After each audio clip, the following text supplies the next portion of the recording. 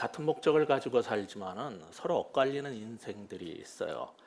우리가 지난번에 봤던 18장 19절에 보면 바울은 2차 선교 여행의 후반기에 이제 에베소에 잠시 사역을 하다가 그곳을 21절처럼 떠나게 돼요. 하나님의 뜻이면 돌아오겠다 하고 배를 타고 에베소를 떠납니다.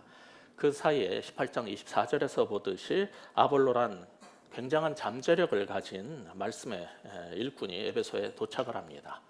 그는 바울의 동역자인 브리스길라와 아굴라에게 신학훈련과 목회훈련을 받아서 훌륭한 사역자로 무장이 된 후에 고린도에 가서 큰 영향을 끼치면서 사역을 하게 됩니다.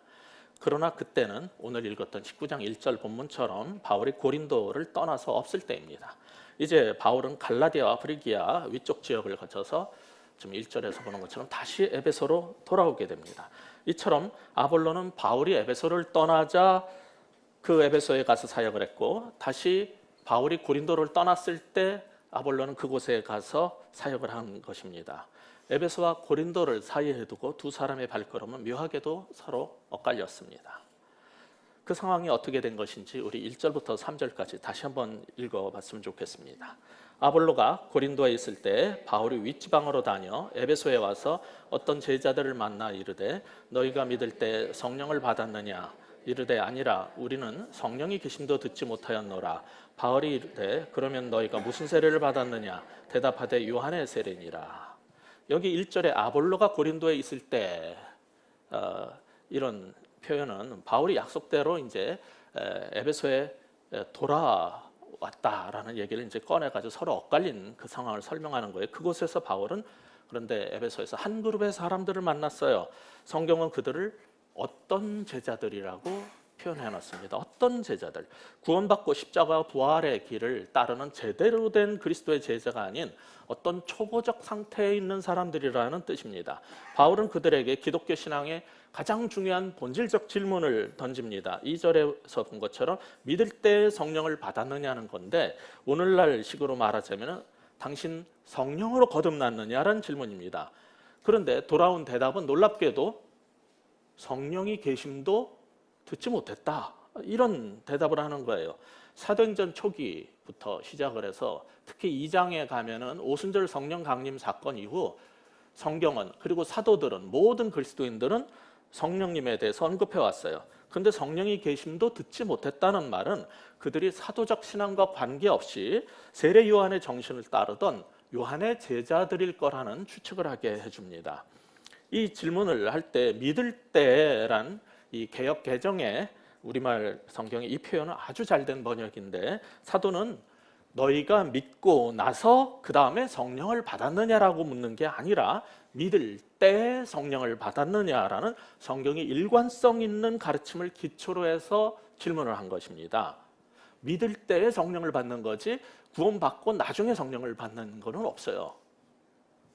그런데 3절은 성령을 받았느냐는 질문을 갑자기 세례와 연관을 또 시켜버립니다. 그럼 무슨 세례를 받았느냐는 질문이 이어지고 요한의 세례를 받았다라는 답이 돌아와요. 이것은 18장에서 아볼로의 신학적 한계를 지적할 때 그거 예수에 대해서는 자세히 가르치기는 하나 요한의 세례밖에 몰랐다는 내용하고 연결을 시키려는 것입니다. 그래서 그 문제 해결을 위해서 브리스길라와 아굴라가 그를 데려다가 신학훈련과 사역훈련을 어떻게 시켰는가가 18장의 내용이라면, 지금 우리가 읽은 19장은 바울이 이제 만난 어떤 제자라는 사람들이 그 아볼로의 초기 상태와 같은 동일한 문제를 갖고 있는데, 이 문제를 이번에는 브리스길라와 아굴라가 아니라 바울이 어떻게 신학적으로 목회적으로 해결했는지를 보여주려는 게 19장입니다. 그리고 2절에서 믿을 때 성령을 받았냐라는 질문은 성령을 받지 않았다면 구원받은 그리스도인이 아니라는 것을 전제로 한 질문입니다. 성경은 거듭난 사람은 다 성령을 받았다라고 말하기 때문입니다. 로마서 8장 9절 후반부를 보시면은 누구든지 그리스도의 영이 없으면은 그리스도의 사람이 아니라고 합니다. 여러분도 내 안에 그리스도의 영, 성령이 계시다라는 것을 모르는 사람들은 구원받은 사람이 아니고 아직은 요한의 세례에 비교되는 신앙의 초보적 단계에 있고 교회를 그냥 다니는 사람들이에요. 성령을 받았다고 반드시 방언을 하고 예언을 하고 뭐 귀신을 쫓는 그런 능력이 나타나는 건 아니지만은 성령을 받았다는 게 무엇을 말하는가에 대해서는 여러분이 성경 전체를 통해서 알 수 있고, 외적으로도 증거가 있고 내적 증거도 있고, 구원받는 믿음이란 무엇인가라는 12주 동안 제가 했던 그 설교 시리즈를 통해서도 여러분이 확인하실 수 있을 겁니다. 그런데 성령에 대해서 들어본 적도 없다 그러는 이런 대답을 하니까 6절에서 보듯이 바울이 어떻게 합니까? 바울이 그들에게 안수함에 성령이 그들에게 임하심으로 방언도 하고 예언도 하니, 이렇게 되어 있어요. 6절에서 사도가 안수하자 성령이 임했다는 이 사건은 오늘 본문 사도행전 19장하고 사도행전 8장 외에는 성경 전체 이런 일은 없어요. 아주 독특한 현상인 거예요. 이건 특수한 상황입니다. 회개하고 예수를 믿으면 자연스럽게 따라오는 것이 성령을 받고 그 다음에 세례를 받는 게 성경이 가르치는 일반적인 형태이기 때문입니다. 그러면 19장하고 8장에만 있는 특수 상황이라 그랬는데, 사도가 안수하니까 성령을 받는 게, 8장에서는 어떤 상황이었냐면 사마리아 복음을 전하러 갔는데 그들은 주 예수의 이름으로 세례를 받은 사람들이에요. 근데 성령 받는다는 게 뭘 말하는 건지 몰라요. 왜냐면은 사도행전 2장에서는 예루살렘에서 하나님의 백성들에게 성령이 임한 사건이었거든요. 그런데 사마리아 사람들은 그것을 알지 못했어요. 그래서 사도 베드로와 요한이 기도를 하고 안수를 했죠. 그때 성령이 임하는 걸 보고 시몬이라는 마술사가 돈 줄 테니까 나도 이렇게 안수하면은 성령 내리게 하는 그런 능력을 달라고 했습니다. 이 상황이 지금 읽고 있는 사도행전 19장 상황하고 똑같은 패턴인 거예요. 지금 19장에는 요한의 세례만 알고 성령이 뭔지도 모르는 사람들 얘기가 나오고, 후반부 11절부터가 후반부인데 특히 14, 15절에 보면 유대인 마술사가 자기도 예수의 이름으로 귀신을 쫓아내고 싶다라고 한 그런 시도를 한 거하고 이게 거의 유사한 상황이에요. 이 두 사건의 공통점은 뭐냐면은 요한의 세례나 예수의 이름으로 세례를 받았더라도 도대체 성령을 받는다는 게 무엇인지 모르는 이 이방 세계에, 에베소라는 소아시아, 지금의 터키 이방 세계에 사도행전 1장 8절에서 예언됐던 것처럼 성령이 임하면 이런 약속이 성취되는 것을 보여주는 거예요. 성령이 임하면이 언제 벌어졌냐면은 2장에서는 유대 땅에서 벌어졌고 예루살렘과 온 유대, 그 다음에 5장에서는 사마리아에서 벌어졌고, 이제 19장에서는 땅 끝에 해당하는 이방 땅 터키 지역 아시아, 소아시아에서 그 약속이 성취되는 것을 보여주는 거예요. 그러므로 6절에서 사도가 안수하자 성령이 임하고 그들이 방언을 했다는 것은 신사도 운동을 하는 사람들이 주장하듯이 성령을 받게 하는 권능을 가진 사도가 따로 있다는 얘기가 아니고, 사도행전 2장에 나왔던 오순절에 성령이 임한 사건이 재현된다는 것을 보여주는 거예요. 전에 사도행전 8장을 설교하면서 제가 아까 5장이라고 하네, 8장을 설교하면서 사마리아인에게 베드로와 요한이 안수할 때 성령이 임한 것이 이제 유대인뿐 아니라 사마리아인도 하나님 백성 공동체의 교제 속에 교회로 들어오게 됐다는 것이라고 제가 그때 8장을 설교하면서 말씀을 드렸었어요. 마찬가지로 오늘 본문에서는 에베소 사람들에게도 사도 바울의 안수로 성령이 임한 것은 사마리아 사람에 이어서 이제 이방인들도, 땅끝의 이방인들도 성령을 받고 하나님 백성 공동체인 새 이스라엘의 교제권, 교회 속으로 들어오게 됐다, 연합되게 됐다는 것을 보여주는 장면입니다. 따라서 오늘 본문이 말하는 핵심은 뭐냐면은 하나님의 백성이 되고 그리스도인이라는 정체성을 갖게 하는 결정적 요소는 뭐냐? 성령을 받았느냐는 것에 있다는 거예요. 오늘 본문의 첫 번째 교훈은 그리스도인의 정체성을 결정짓는 첫 번째 기준은 성령을 받았느냐는 것이라는 거죠. 성령이라는 거예요. 그런데 본문 앞부분에 아까 2절에서 너희가 성령을 받았느냐라고 물었을 때 그들은 우리는 성령이 계심도 듣지 못했습니다라고 했고, 바울이 이어서 한 질문이 뭐였냐면 그럼 무슨 세례 혹은 어떤 세례를 받았느냐라고 질문을 했거든요. 그것은 세례의 본질에 대한 질문이에요. 그런데 돌아온 대답은 엉뚱하게도 누구의 세례를 받았느냐라는 질문을 했을 때 나올 수 있는, 즉 누가 준 세례를 받았느냐는 질문에나 맞는 요한의 세례를 받았다라고 대답을 한 거예요, 이 사람들이. 그러자 4절에 보면 뭐라 그럽니까? 4절 5절 같이 읽어보겠습니다. 바울이 이르되 요한이 회개의 세례를 베풀며 백성에게 말하되 내 뒤에 오시는 이를 믿으라 하였으니 이는 곧 예수라 하거늘 그들이 듣고 주 예수의 이름으로 세례를 받으니. 바울은 4절처럼 그들의 신앙의 기초인 요한의 세례가 원래 가리키던 것이 무엇인지를 일깨워주고 거기서 출발해서 예수의 복음을 전합니다. 즉 회개의 세례를 전파하면서 요한은 내 뒤에 오시리라 하는 그분에 대해서 가르쳤는데 그분이 바로 이 예수님이다 라는 것을 증거한 겁니다. 그러자 5절처럼 그들이 듣고 믿어서 어떻게 했어요? 예수의 이름으로 세례를 받은 거예요. 이것은 다시 세례를 받는 게 아니에요. 이건 재세례가 아니고 처음으로 제대로 성경적 세례를 받은 거예요. 문제는 대부분의 종교인들은 세례 자체의 의미보다 이 사람들처럼 자신들에게 세례 준 사람이 누구인가에 대해서 더 중시한다는 거예요. 오늘도 2부에서 세례식이 있었고 이따가 5시에도 세례식이 있겠지만은 예를 들어서 조 목사님께서 세례를 준 것이든 여기 최 목사님께서 세례를 준 것이든 그것은 예수의 이름으로 세례를 받는 거예요. 그런데 우리들은 어떤 생각을 갖고 있냐면 우리는 적어도 우리 베이직 교인들은 나는 종교적인 사람이 아니고 난 참된 신앙이냐 하지만은 누구에게 내 자식들을 내가 세례를 받아도 누구한테 받고 싶냐면은 굉장히 죄송하지만은 조정민 목사님의 세례를 받고 싶어요. 이게 바로 종교성이라는 거예요.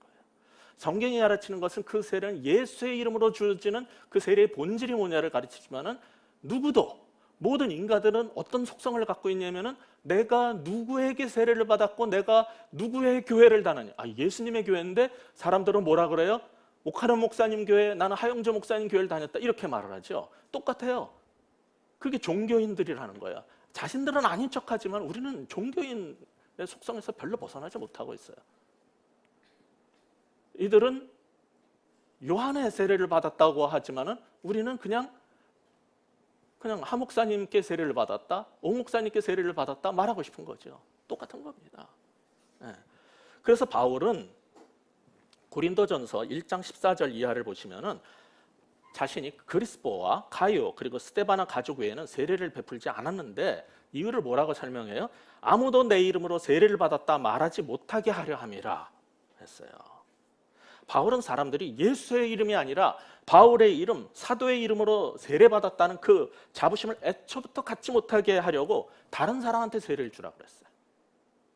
이 세례도 여기에서 이들이 세례를 받는데 예수의 이름으로 세례를 받을 때 바울이 줬다고 볼 수 없어요. 많은 학자들은 아마 바울의 동역자들이 세례를 줬을 것이다. 그래서 나중에 그 몇 명 외에는 내가 세례 준 적이 없다라고 말하지 않았냐 이거예요. 물론 아볼로는 요한의 세례를 알았지만 그는 다시 세례 받지 않았어요. 왜냐하면 그는 거듭난 사람이라는 게 확실했기 때문에. 그리고 그의 세례는 유효했던 거였죠. 상황이 다른 거예요. 우리는 이런 얘기를 할 때 아이고 무슨 말씀, 저는 그런 유치한 신앙생활을 하고 있지 않습니다라고 말하고 싶을 거예요. 정말 그럴까요? 여러분은 왜 열심히 공부하고 왜 좋은 대학 나오고 왜 학위 받으려고 하고 왜 어떤 사람은 출세하려고 그렇게 했습니까? 돈 때문도 있지만은 부인하고 싶을지 모르지만 제가 만나본 여태까지 한평생 살면서 만나본 사람들은 깊이 교제해 보면 다 똑같아요. 모든 인간은 본질적으로 자신의 이름을 높이고 싶어 하는 게 있어요. 그게 안 되면은 내가 학문으로 내 업종에서 내가 가장 탁월한 사람이 돼서 내 이름을 높이고 싶은데 그게 안 되면은 얼마 전 뉴스에도 나왔지만은 일본의 국보인 세계 문화유산에도 자기 이름 새기고 가서 만리장성에 가도 한글로 이채환인가 써놓은 거 신문에서 봤죠. 새겨 놓습니다. 그거 갖고 혐한증을 또 중국 사람들 하는데 지네들은 이집트 가서 룩소르에다 이름 새겨 놓은 똑같은 거예요. 인간이 다. 이건 뭐냐면 바벨탑을 쌓는 거하고 똑같은 우리의 죄성에서 나온 거예요. 초기에는 사람들은 단순히 나를 알아주길 바래요. 그러나 시간이 지나고 나면은 내 이름을 알리고 싶어 해요. 그 다음에는 자기 이름으로 무엇인가를 행하고 싶어 합니다. 자기 이름으로 행한다는 것은 내게 주어진 권력과 힘을 가지고 같은 피조물인 인간을 다스리고 지배하고 컨트롤하고 싶은 욕구예요. 이것은 전부 어디서 나온 거냐? 근본적으로 모든 인간이 하나님같이 되고 싶은 죄성에서 올라온 거예요. 이처럼 인간은 예수의 이름보다 자신의 이름을 높이려는 것이 있는데 이게 우리의 죄성이죠. 이에 반해서 5절은 기독교의 중요한 본질을 제시하는데 그게 뭐냐면은 자신을 높이려는 명성의 욕구를 가진 우리 인간의 죄성에 반하는 삶을 요구를 하는 거예요. 그게 뭡니까? 예수의 이름으로 행하는 거예요. 자, 그렇다면은 오늘 이 본문이 우리에게 주고자 하는 두 번째 요지가 있어요.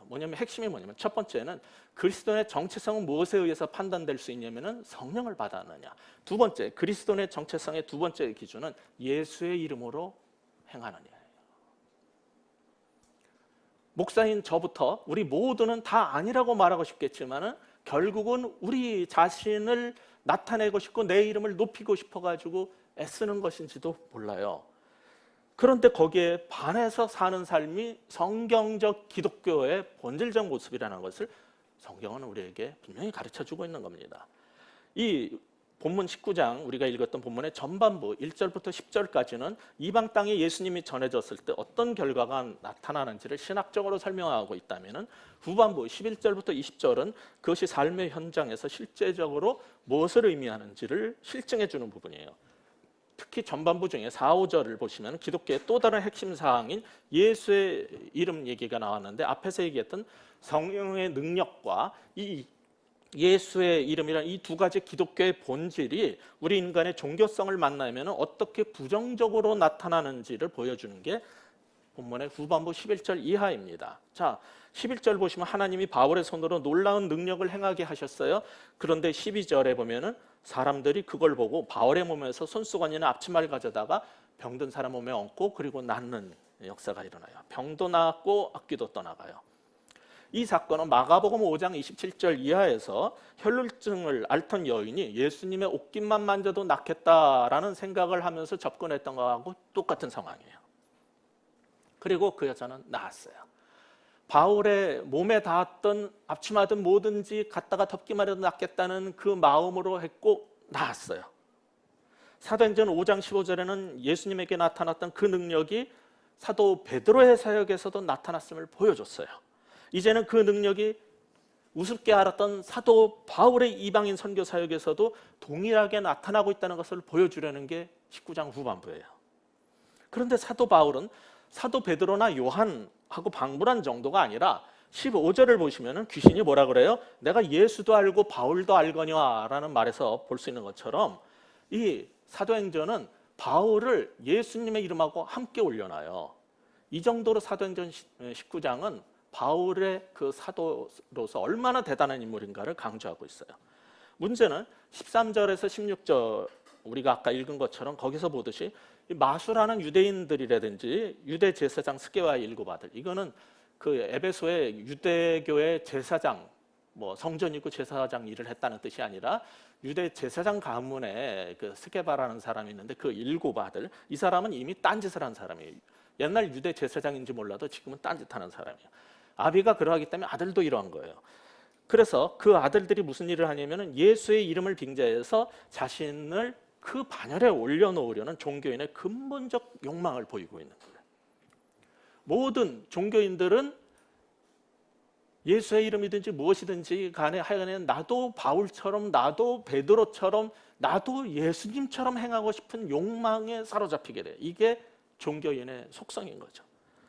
그런데 이 사람은 자기의 믿음을 가지고 자기가 믿는 예수의 이름으로 귀신을 쫓으려고 한 게 아니라 바울이 말하는 바울의 예수님의 이름으로 한 거예요. 자기의 믿음이 아닌 바울의 믿음에 근거한 예수의 이름을 불렀어요.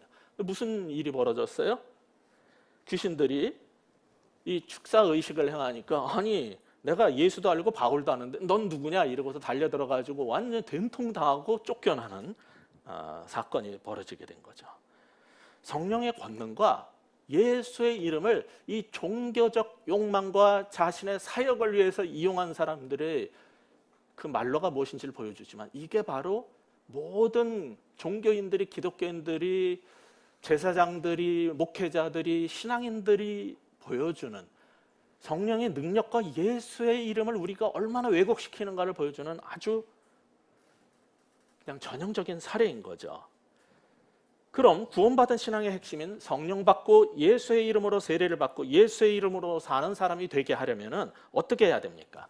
지금까지는 우리는 부정적 측면을 살펴봤다면 이제는 긍정적 대안과 해결책이 뭔지를 살펴봐야 되겠죠. 앞에서 2절, 3절 혹은 6절에서 성령 받았는가라는 확인하고 예수의 이름으로 세례를 받고 사도의 안수로 성령이 임하고 방언과 예언을 하게 된 사건을 봤었는데, 여기서 중요한 점은 뭐였냐면은 새 이스라엘 공동체의 형성이라고 그랬어요. 예루살렘과 온유대와 사마리아에 이어서 이제 땅끝인 소아시아, 에베소 지역의 이방인들도 사도 바울을 통해서 성령을 받고 그리고 방언을 했다는 것은 사도행전 2장의 것처럼 자신들이 알지 못하는 나라의 말로 하나님의 크신 일을 선포하는 일들을 하게 된 상징적, 그래서 외국어를 한 거였죠. 근데 여기서는 그 얘기만 하는 게 아니라 한 가지를 더 얘기를 해요. 그리스도의 이렇게 안수를 하니까 성령을 받았는데 이 사람들이 그리스도의 참된 제자가 몇 명이라고 그래요? 12제자가 세워졌다는 말을 해요. 7절을 보시면 모두 12사람쯤 되니라. 이건 쓰면서 누가 더 아는 거예요. 12명이 꼭 12명은 아니다라는 거예요. 12사람쯤 아니 뭐 1200명도 아니고 12를 셀 수가 없었을까요? 12이 꼭 아니었는데도 12사람쯤 왜 12를 강조하고 싶었을까요? 예수님께서 그 당시에 12족속이 없었음에도 불구하고 굳이 12제자를 세운 이유는 새 이스라엘 회복을 상징적으로 보여주기 위함이었어요. 그러면 이렇게 바울을 통해서 성령이 임하고 방언을 하게 된 사도행전의 2장 사건이 이 땅끝에서 재현이 됐는데, 이때 이 사람들이 12쯤 된 이유는 뭐예요? 이방인들을 통해서 새 이스라엘이 만들어질 거라는 것을 지금 사도행전은 말하고 싶은 거예요. 그러니까 사도행전 10장의 고넬료 사건 후에 사도 베드로의 이방 사역의 시작이 선언이 됐어요. 사도 바울이 처음 한 게 아니라고 그랬죠. 사도 베드로를 통해서 이방인 사역이 시작이 돼요. 그런데 본격적인 게 어디서 벌어지는 거냐면 이 19장에서 이방의 중심지인 에베소에서도 사도 바울에 의해서 이방 사역의 결과 성령이 임하고 12명의 이방 제자들을 통해서 이제 새 이스라엘 형성을 위한 하나님 나라의 일이 시작된다라는 것을 보여주는 장면이에요. 이 제 설명이 이게 이상하다고 생각되는 사람은 이게 왜 사실인지를 8절을 보시면 알 수 있어요. 자, 우리 8절, 9절 같이 읽어보겠습니다. 바울이 회당에 들어가 석 달 동안 담대히 하나님 나라에 관하여 강론하며 권면하되 어떤 사람들은 마음이 굳어 순종치 않고 무리 앞에서 이 도를 비방하거늘 바울이 그들을 떠나 제자들을 따로 세우고 두란노 서원에서 날마다 강론하니라. 에베소에서 12제자를 얻었을 때 전도자 바울에겐 너무 큰 힘이 되었을 거예요. 그래서 바울은 다시 회당에 들어가서 석 달 동안 복음을 담대히 선포를 하는데, 여기서 중요한 거는 복음을 뭐라고 표현을 해요? 8절이 하나님 나라라는 신학적 용어를 써요. 그런데 하나님 나라에 대한 신학을 강론하며 권면했다라고 우리 개역성경이 이렇게 번역을 해놨는데, 이 권면했다라는 말은 여기 강론했다는 것은 이제 그 설교했다라고 보면 된다고 지난주에 말씀드렸고, 여기 권면했다는 말은 이 영어 성경들이 이 부분을 어떻게 번역했냐면 argue했다, argue persuasively, 설득하기 위해서 논쟁을 한 거예요. 리스닝을 했다, 논리적 이성적으로 그리고 추론을 해가지고 그들을 이성적으로 납득되도록 설득을 시키려고 argue를 한 거예요. 근데 이런 식으로 목회한 것은 바울의 아테네의 아레오파고 설교를 가장 뛰어나게 그렇게 했는데 결과가 별 볼 일 없었어요. 그래서 그것을 낙심스럽게 떠난 일이 있었어요. 그 다음에 에베소 사역 초기와 고린도 사역 초기가 전부 그렇게 했어요. 설교를 이성적, 논리적 설득 작업으로 수행을 했어요. 그 모든 거의 결과는 전부 다 뭐였냐면은 열매가 별로 없고 심한 반발에 부딪혀서 떠나게 되는 사건이었어요. 그렇다면 8절에서 다시 하나님 나라의 신학에 대해서 3달간 논쟁하고 설득한 결과가 뭘까요? 예측 가능해요. 9절에서 볼 수 있는 것처럼 어떤 사람들은 마음이 굳어 순종하지 않고 무리 앞에서 이 도를 비방한 거예요. 예, 그런 식으로 목회를 하면 내가 내 지성으로 내 신학으로 내가 열심히 공부해가지고서는 논증을 해서 이기고 그들을 설득하려고 하는 거는요, 열매가 없어요. 그것은 성령의 일이 아니고, 그래서 사도 바울이 말한 것처럼 고린도의 사역의 후반에서 어떻게 합니까? 이제 내가 내 지혜에 권하는 말로 하지 아니하고 악교하는 말로 설득하려고 하지 아니하고 오직 성령이 나타남과 능력으로 하겠다라고 했고, 그 이후에 열매가 나타나는 거예요. 제가 계속 강조해 왔듯이 이거는 사도행전이 보여주는 일반적 패턴이에요. 반면에 18장 4절에서 6절에 보면 고린도 초기 사역의 실패 후에 11절에서 사도 바울이 전략을 바꿔서 1년 6개월 동안 지속적으로 말씀을 강론했을 때, 강해를 했을 때, 그리고 브리스길라 아굴라를 데려다가 아볼로를 데려다가 브리스길라 아굴라가 18장 26절에서처럼 성경을 펴서 기독론적 복음을 강해를 해주고 27절처럼 은혜에 의한 사역을 하게 됐을 때 그도 열매를 맺게 됐다는 게 성경의 강조점이에요.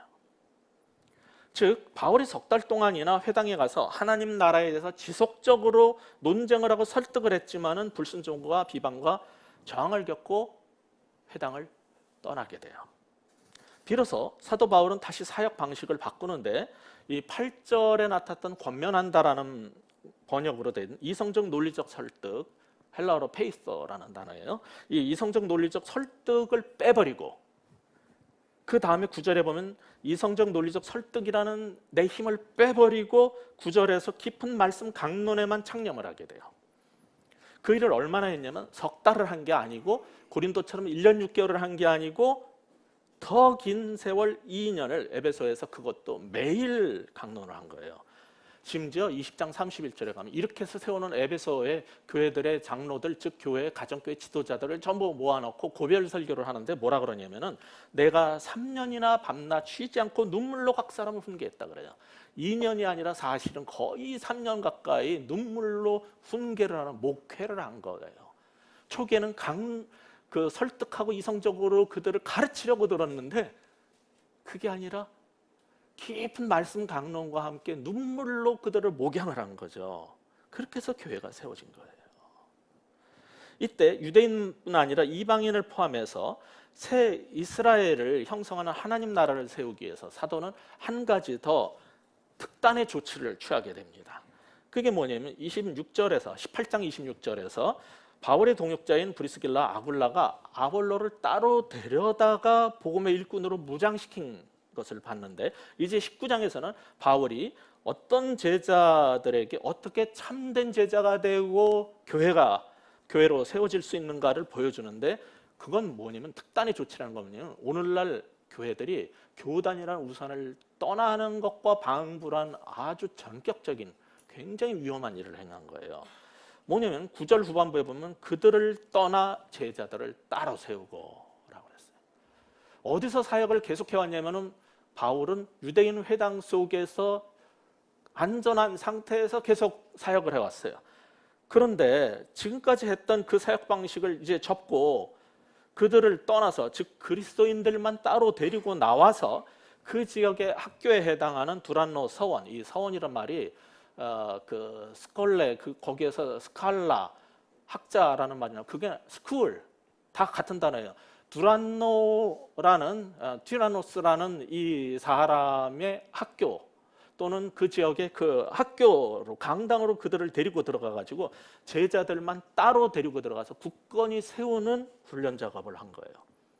사도 바울은 지금 목회적으로 굉장히 중요한 전략 수정을 행한 겁니다. 그것은 회당에서 유대인들과 제자들을 섞어놓고 이것도 아니고 저것도 아닌 사역을 할 게 아니라 교회를 제대로 세우고, 앞으로 사도행전 20장에서 보겠지만은 에베소에 수많은 가정교회들을 세우는데, 그러기 위해서는 여러 교회를 세우려면 각 교회 지도자를 세워야 했어요. 지도자가 없이 목사가 없이 어떻게 교회가 됩니까? 여러분이 흩어져가지고 우리가 교회로 살 수는 있지만은 교회가 지속적 사역을 하려면은 목회자가 필요해요.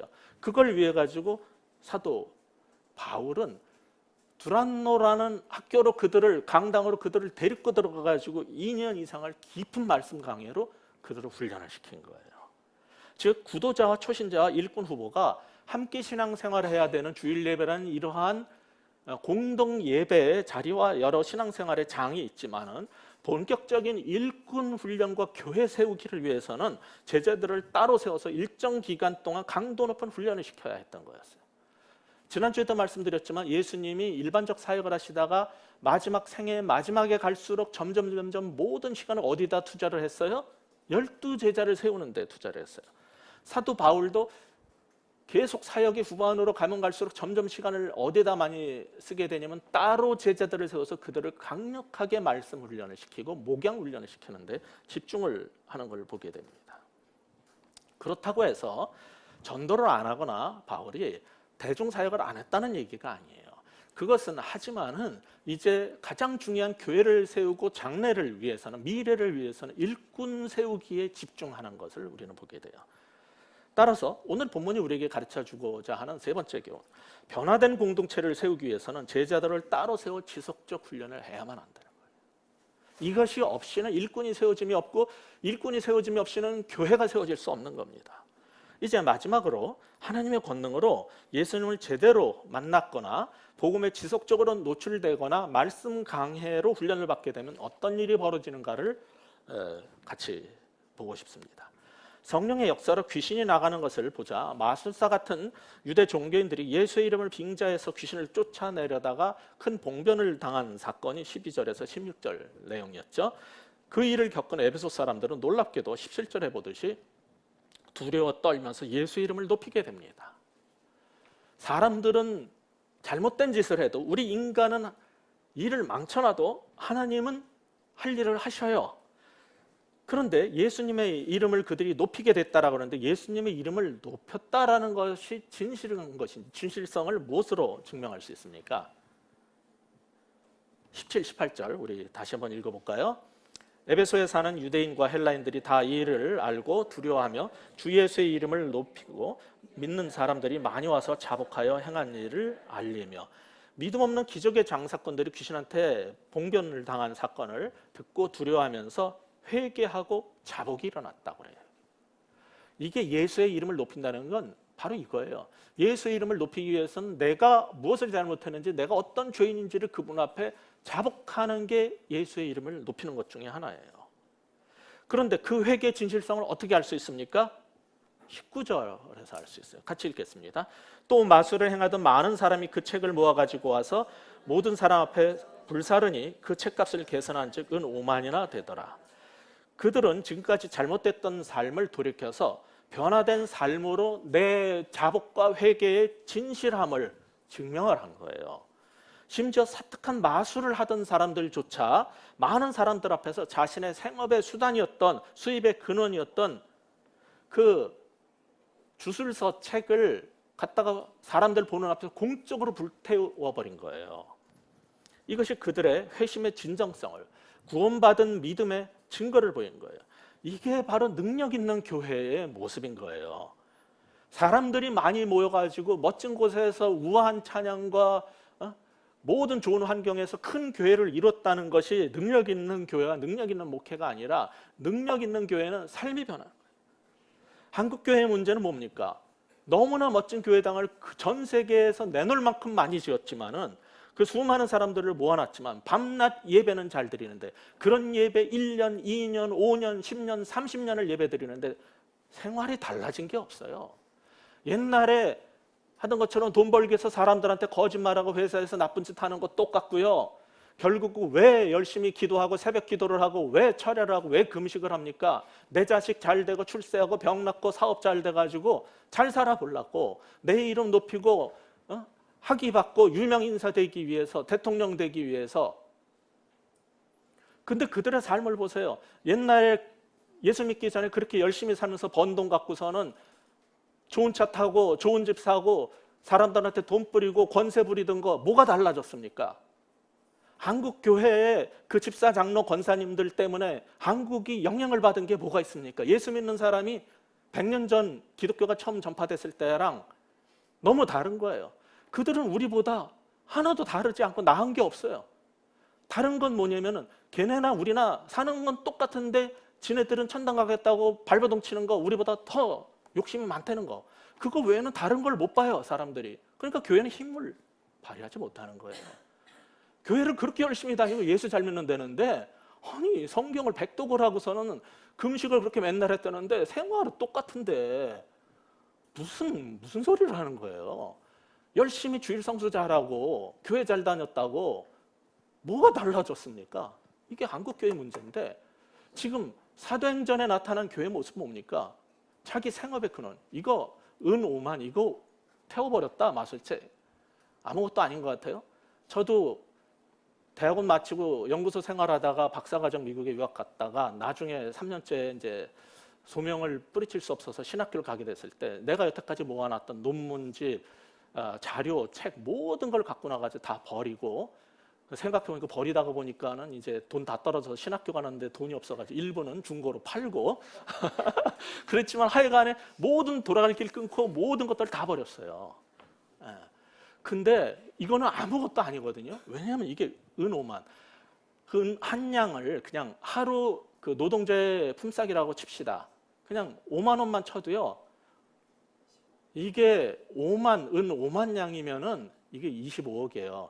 오늘날 그냥 월급을 300만 원을 받는 사람으로 치자면은 그 25일 이내로 근무를 하고 그러면 하루에 15만 원 가까이 버는 건데 그렇게 따지면 75억 재산을 예수님 때문에 버린 거예요. 이게 쉬운 일입니까? 오늘날 교회는요, 옛날이랑 다른 게 이거예요. 예수님의 복음을 들었을 때, 회개했을 때 그 진정성은 삶의 변화로 나타났는데 75억이라는 내 생업과 내 재산을 전부 다 내동댕이 치고 따른 거예요. 역사 속에서 그 아시스의 프란시스나 뭐 이런 대표적인 인물이 그런 삶을 살았지만은 이 시대 교회 속에 한국의 개신교회는 왜 이 일이 안 나타납니까?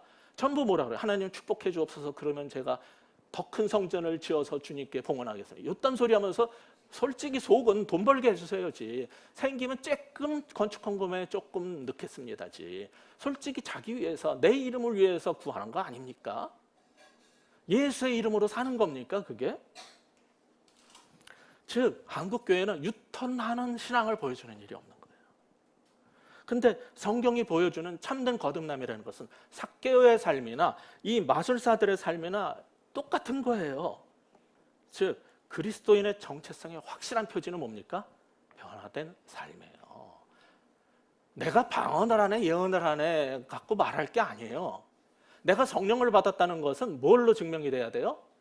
내 삶이 바뀌었어야지. 변화된 삶으로 내가 그리스도인이라는 정체성을 증명하셔야 돼요. 이게 사도행전이 말하는 본질이고 기독교에 이게 사도행전이 말하는 교회의 모습이에요. 사람들은 그러나 여전히 더 유명해져서 이름을 날리고 싶어하고 더 성공해서 더 좋은 전자제품 사고 더 좋은 차, 더 좋은 집, 큰 집 가고 요 옆에도 와 어떻게 저게 뭐 40억쯤 한다면서요.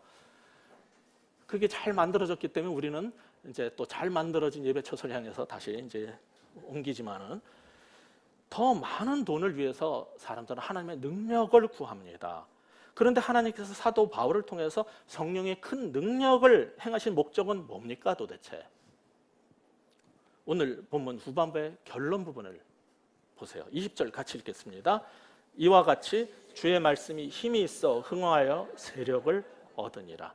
하나님의 목적은 성령의 역사와 기적에 사람들이 놀라고 내가 유명해지는 것이 아닙니다. 오직 주의 말씀만이 흥황해지는 거예요. 모든 기적과 성령의 역사는 단 한 가지 목적, 하나님 말씀이 힘있게 전파되고 하나님 말씀이 세상의 영향력을 확대하게 하기 위함이에요. 그래서 기적도 베풀고 능력도 표현하신 것이에요. 그러니까 그것을 기적이라고 안 하고 우리는 표적이라고 부르는 거죠. 성경은. 이 우리가 읽었던 오늘 본문의 전반부의 결론은 뭐였습니까?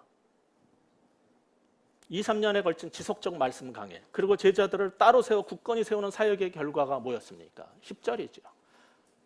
전반부가 1절에서 10절이라고 그랬죠. 10절의 그 결론을 보세요. 같이 읽겠습니다. 2해 동안 이같이 하니 아시아에 사는 자는 유대인이나 헬라인이나 다 주의 말씀을 듣더라. 말씀의 승리예요. 후반부에서 그 실증적인 내용을 다루고 결론 20절도 뭐였어요? 주의 말씀이 힘이 있어 흥하여 세력을 얻으니라.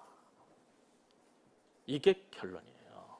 그러니까 오늘 본문의 전반부 1절부터 10절까지의 결론이나 11절에서 20절까지의 결론이나 똑같은데 예수의 이름이 높아지고 그것은 하나님 말씀이 세력을 얻고 흥왕해진다는 거예요. 이게 바로 하나님 나라의 길인 거죠. 그래서 9절은 복음을 뭐라고 말합니까?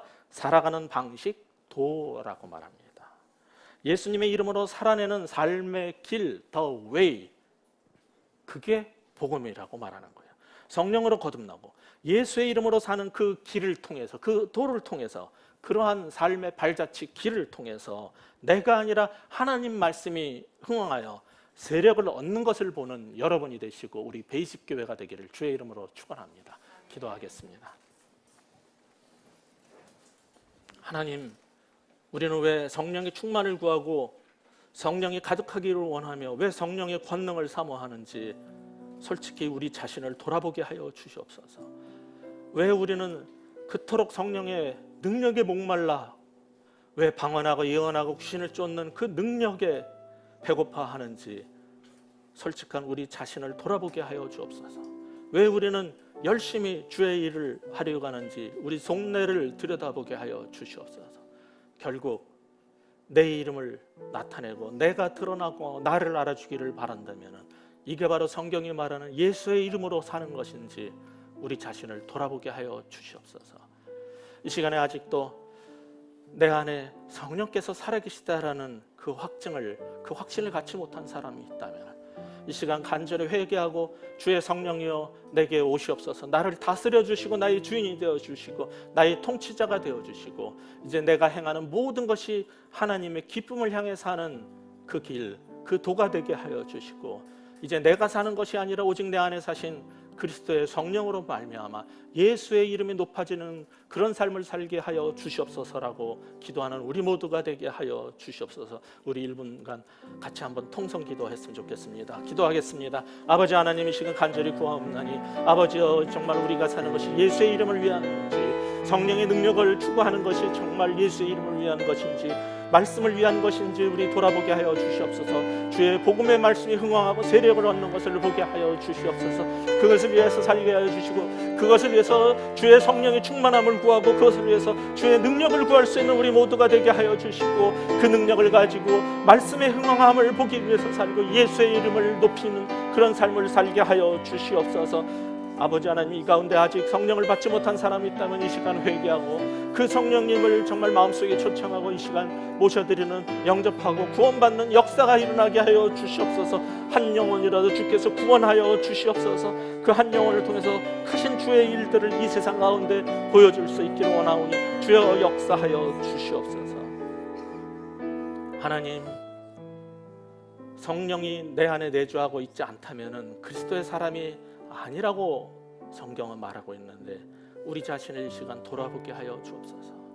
왜 그 성령을 우리 가운데 모시지 못했고 예수를 주로 삼지 못했는지, 아직도 내가 주인 돼서 내가 하고 싶은 내 인생, 만들고 싶은 내 인생 그걸 위해서 살기 때문은 아닌지, 정말 나는 회개한 적이 있는지 돌아보게 하여 주시고, 구원받은 하나님의 백성이라면 우리가 사는 것이 정말 말씀이 이 땅 가운데서 세력을 얻고 예수의 이름이 높아지는 것을 보기 위함인지, 정말 이 종교적 열심의 가장함으로 말미암아 정말 그 사기꾼들이 그랬던 것처럼 바울의 전파하는 예수의 이름으로 사는 것은 아닌지, 목사가 말하는, 교회가 말하는 예수의 이름을 위해서 사는 것은 아닌지 자신을 돌아보는 이 시간 되게 하여 주시옵소서. 아무쪼록 우리의 삶을 통해서 하나님 말씀이 흥황하고 예수의 이름만이 높아지기를 원하옵나니 주여 그렇게 우리를 써 주시옵소서.